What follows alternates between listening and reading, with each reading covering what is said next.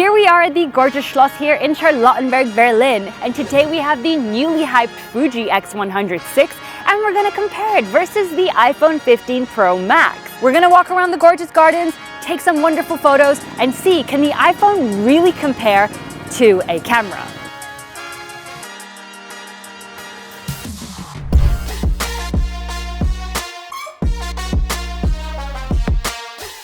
Before we start this video, hey, I'm Olive, your host here at Versus, and I'd like to thank HideMeVPN for sponsoring this video. Make sure to check out the link in the description to get your first 3 months free, but more on that later. So why have we chosen the Fuji X100VI? Well, given how popular it is, we assume a lot of people will be curious to see if it's really worth the hype considering its price point. Can one of the most used smartphones, the iPhone 15 Pro Max, compare to the results of a real professional camera? Stay tuned to find out as we delve into a detailed comparison where we test standard wide photos, portrait photos, and even experiment with Fuji's film simulations. Before we begin, let's get some of the boring specs out the way just so that we are clear on what we're working with. The FujiFilm X100VI has a 40 megapixel X-Trans 5 sensor, up to 6K 30p recording, 20 insane film simulations, up to 60 stops of in-body image stabilization, and you have the ability to use Frame.io to sync your cameras straight to the cloud. The iPhone 15 Pro Max, on the other hand, has a 48 megapixel main camera, optical image stabilization, and up to 4K 60p video recording in ProRes log.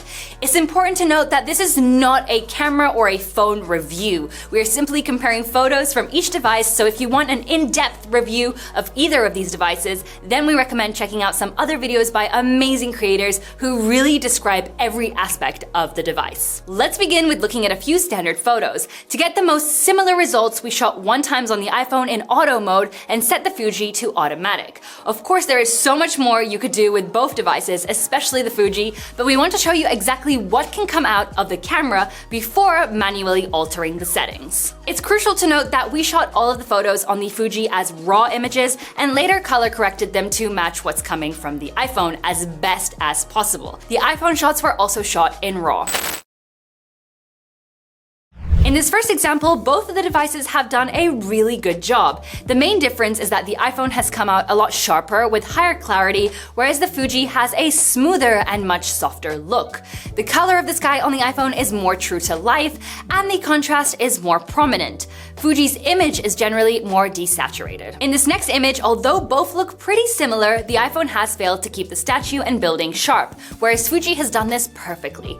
It's generally preserved a lot more details, has nice contrast, and good dynamic range. Instantly, you can see the difference between the two photos here. The Fuji is well lit with a nice warm tone, and the image looks a little sharper. The shadows and the contrast is higher on the Fuji than on the iPhone, and what I instantly notice about the iPhone is how off my skin tone is, and the colors are generally more muted, with the greens having a slight yellow undertone.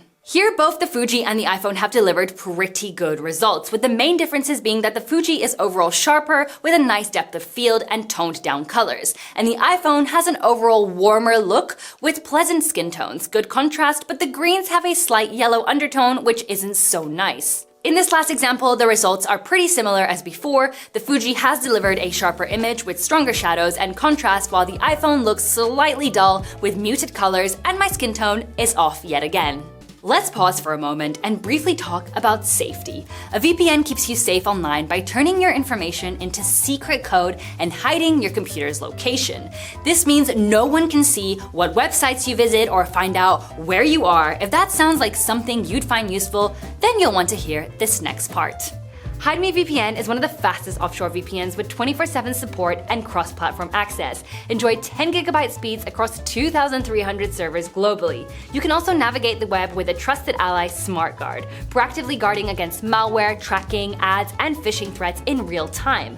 Plus, they don't store logs, ensuring your actions remain yours. Best part, you can start for free. Click the link in the description to secure your online freedom with HideMeVPN. Simple, secure, and yours. So now let's take a closer look at some portrait photos. Now, of course, on a professional camera, you do have a natural depth of field, whereas on a smartphone, it is software-based. So let's see how the two compare. When it comes to portraits, we decided to experiment both with portrait mode on the iPhone to see how well the software does with its edge detection. But just so that we have a more fair comparison, we also took some shots using the 2x zoom lens in order to achieve a more natural depth of field that matches better to that of the Fujifilm camera. On the Fuji, we did change the aperture to 5.2 in order to achieve a higher depth of field. In this first example, Fuji's results are slightly sharper and the shadows appear darker. The software on the iPhone has done a pretty decent job with the edge detection while in portrait mode, and it does have a nice bokeh, which is a lot more prominent than on the Fuji. We've got cooler tones on the Fuji versus warmer tones on the iPhone. In the second set of photos, the iPhone's edge detection has struggled slightly with pieces of my hair, but the image does once again have a nice background blur with good details in the sky. Whereas although the Fuji has a milder background blur, so details are generally more visible, it has blown out the sky and overexposed the details. It does, however, have a more natural feel. Next, we switch to 2x zoom on the iPhone to try and achieve a more natural depth of field similar to the Fuji. The Fuji results are looking sharper and the shadows are a lot darker, whereas the iPhone looks very washed out with the contrast being far too low. The background blur does look good though, less than when in portrait mode and definitely cleaner. Again here, the Fuji looks sharper with darker shadows and a higher contrast, while the iPhone's contrast remains low and the entire image has a very warm and yellow hue. Interestingly enough, even though we use the zoom lens here on the iPhone, it has failed slightly with the edge detection as parts of my hair is blurred where it shouldn't be. In this final example, we have the usual results where the Fuji is looking sharper with darker shadows and the color of my suit is more true to life. However, my skin tone is off on the Fuji this time, with it being slightly more accurate on the iPhone. As always, the iPhone's contrast is too low, but it has done a nice job with the depth of field, with only a tiny error along my hairline. The Fuji X100VI comes with 20 film simulations, which you can use for both photos and videos. We chose to experiment with Reala-Ace as it's the newest addition. What's really cool about the film simulations is that the camera always shoots a RAW file, as well as a JPEG file, and the RAW file saves the original photo without the filter. So in the end, you're left with options, which is great in case you end up not liking that particular film simulation. But keep in mind that this is not the case with videos. In this first example, the iPhone has more details in the sky and also in the trees, but the subject, in this case me, looks sharper on the Fuji. As always, the shadows on the Fuji are much darker, and as we are using a film simulation, it's obvious that the colors aren't completely true to reality. On the iPhone, my features are a tad underexposed, and the image could generally use a little more brightness. Once again, in this next pair of photos, the iPhone has preserved more details in the sky, but I do look sharper on the Fuji, and as always, Fuji's shadows are much harsher. Both images have inaccurate coloring, but since on the Fuji we are using a film simulation, I won't be commenting on the colors anymore, as naturally these won't be true to reality. On the iPhone, my skin tone does look a little dull and washed out, while the rest of the image is leaning towards a very yellow tint. I have pretty much the same remarks for this next photo. The iPhone has more details, specifically in the sky, but the Fuji is overall sharper. I do think Reala-Ace desaturates color slightly, which is generally quite a nice look, but when it comes to skin tones, it does make the person look a little washed out. Interestingly enough, in this next example, the results look almost identical. You've got to look very closely to see that Fuji makes my skin tone look better with less shadows across my face, and the wooden stairs look a little warmer and nicer on the Fuji, whereas on the iPhone, they are more desaturated. I've got to say that the iPhone is actually looking pretty nice here, and it's exposed my face very well. Obviously, the main difference is that the Fuji has a subtle bokeh, whereas the iPhone is sharp all over.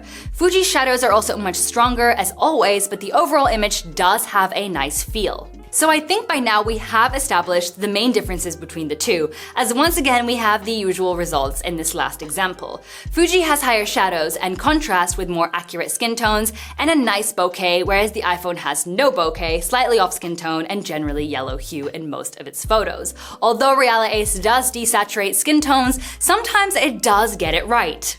Finally, let's finish by looking at video and the built-in stabilization on both the Fuji and the iPhone when shooting at 4K 25 FPS. With the Fuji, we recorded in F-Log, and with the iPhone in Apple Log, later converting both to Rec. 709. Fuji delivers sharp footage with deep contrast, high shadows, and a gorgeous bokeh effect.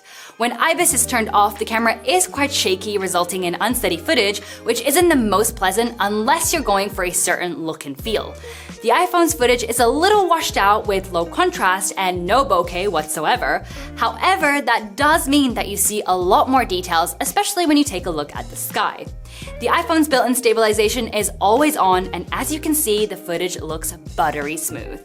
With the IBIS on, we don't actually see much improvement or reduction in shakiness coming from the Fuji, which is slightly odd. Perhaps it has something to do with shooting vertically instead of horizontally, but we aren't so sure what the real reason is. If you have any experience or knowledge on this topic, please do let us know your thoughts in the comments. The iPhone once again looks amazing as its built-in stabilization is unreal, not one single shake. So that's all that we'll be comparing in this video, but of course there is so much more you can do with both of these devices. I do love what the Fuji produces, and it's a very handy camera to have on the go, plus having the ability to shoot high quality film with the option of cool simulations is what makes it so unique. However, unless you're quite the photography enthusiast, then the iPhone is definitely sufficient. It really depends on your preferences and what you're looking to achieve. But we would love to hear your thoughts. Which one would you choose? Let us know in the comments down below. As always, give this video a big like if you enjoyed it, and don't forget to subscribe to be a part of our Versus community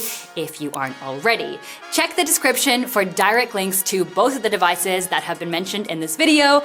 And with that being said, we will see you in the next video, and until then, take care.